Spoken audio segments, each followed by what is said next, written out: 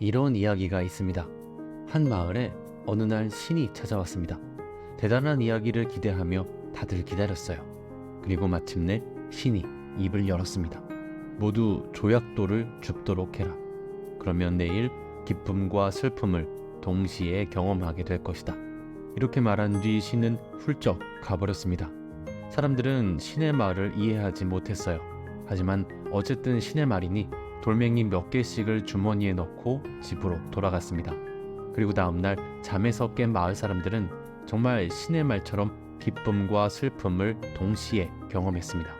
주워온 돌멩이들이 모두 다이아몬드로 바뀌어 있었기 때문이었죠. 갑작스럽게 생겨난 다이아몬드에 잠시 기뻐했지만 이내 더 주워오지 못했다는 사실에 슬퍼하기도 했습니다. 사이토 이토리는 자신의 저서 1% 부자의 법칙에서 독서의 중요성을 강조하며 이 이야기를 전해줬어요. 언젠가 다이아몬드로 바뀔지 모를 조약돌을 모으는 일이 바로 독서를 하는 것이라는 이야기입니다. 사이토 이토리는 또 다른 예를 들며 사회에서 성공하기 위한 공부는 바로 독서라고 강조했습니다. 머릿속에 들어있는 생각만으로 술을 만들 수 있다면 어떤 일이 벌어질까요? 마티니라는 칵테일은 진과 베르무트를 베이스로 만듭니다. 그런데 머릿속에 진과 베르무트가 들어있지 않다면 절대 마티니를 만들 수 없겠죠. 마티니를 아이디어로 바꿔서 생각해 볼까요? 아이디어란 다양한 재료의 조합을 통해 탄생합니다. 그리고 좋은 아이디어는 머릿속에 쌓아둔 재료의 양에 비례합니다. 재료가 부족하면 아이디어는 절대 생성될 리가 없죠. 재료가 다양할수록 아이디어도 풍부해집니다. 번뜩이는 아이디어로 시작한 일은 성공 가능성이 높습니다.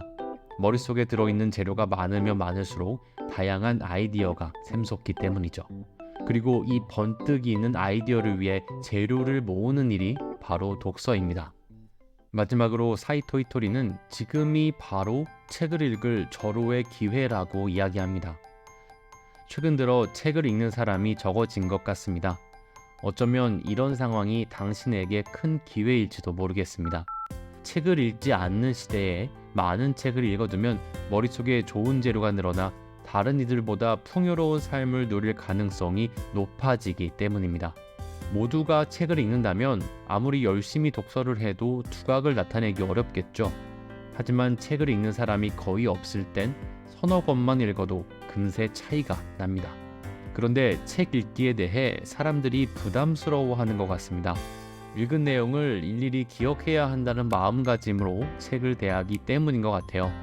이런 사람들은 뭔가 도움이 될 만한 것을 얻기 위해 책을 읽는 경우가 많은데요. 하지만 그런 책 읽기는 오히려 해가 됩니다. 가장 좋은 독서법은 편하게 술술 읽어내려가는 것이에요. 이해하지 못해도 괜찮습니다.